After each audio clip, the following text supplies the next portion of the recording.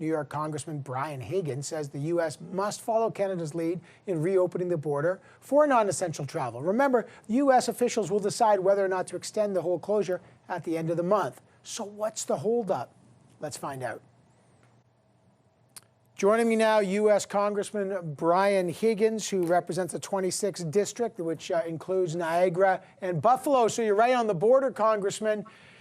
Great to have you on the program. What is going on with the fact that the U.S. border and the Canadian border is closed to people? You can fly to the U.S. from Canada and vice versa. U.S. citizens with 2 vaccines can come here, but we can't go to the U.S. What's happening? Well, we'll never know because the administration is not forthcoming about what's really going on here. And the truth is that all of us have been told to follow the science, to follow the data, to follow the facts. And when you do that, it points to one conclusion: open the U.S. border to our Canadian neighbors. And there's an economic issue, there's a life quality issue. People who love each other have been separated for 19 months, and there is no good reason for this. Adult Canadian vaccination rates have exceeded 75%. They should be able to, if you're fully vaccinated, come into the United States. And let's get back to a semblance of normalcy. Okay, but what side of the border is delaying this? We know on the Canadian side, if you're a double vaccinated American, you can drive across the border. A Canadian can fly across the border, but they can't drive across the border. Is it the U.S. administration that's holding it up? And if so, why? It's the U.S. administration that's holding it up, and they have not provided a good reason as to why it's being delayed.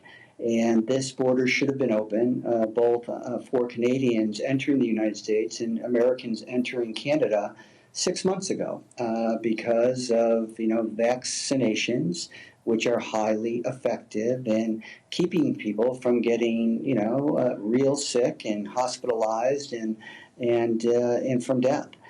So if you follow the science that we've all been asked to follow, it points to one conclusion: the border needs to be open. And this administration, I had a call last week with the COVID coordinator from the White House expressing this frustration on behalf of Canadians and Americans. And I've been told that progress is being made, but I won't believe that until a definitive statement is made about opening the U.S. border to our Canadian neighbors. So, first of all, could the issue be that some Canadians have the AstraZeneca shot and the Americans have not yet approved that vaccine? So is that an issue, the mixed vaccines, the one-shot AstraZeneca, one-shot Pfizer? Yeah, well, no, I don't think that's. I think it has more to do with the southern border. And the multitude of issues relating to the southern border. The problem, however, is if you focus on what the White House has said and what the president specifically has said, and that is vaccination rates at 75% is very good when compared to American vaccination rates. In Mexico, the vaccination rate is about 45%, nowhere near that. So I think what we have to do is separate the two borders and look at the facts as it relates to each border, and the facts as it relates to the U.S. border concerning Canadians coming into America is very, very clear. Open the border. Yeah, I agree, and I know there's the politics on the southern border are super, super different. I don't know why they have to be. I guess the worry here is Canadians are saying the U.S. doesn't want to have a different policy in the north than in the south, but is there a concern that Canadians are going to have to wait until things clear up on the southern border before the northern border opens up? Well, that will be never. I mean, when you have a 40 to 45% vaccination rate in Mexico, right. That is a relevant issue as it relates to opening the southern border. All of the other issues are not directly related. The fact of the matter is the Canadian government and public health officials, Canadian citizens, have done a very, very good job in increasing their vaccination rate.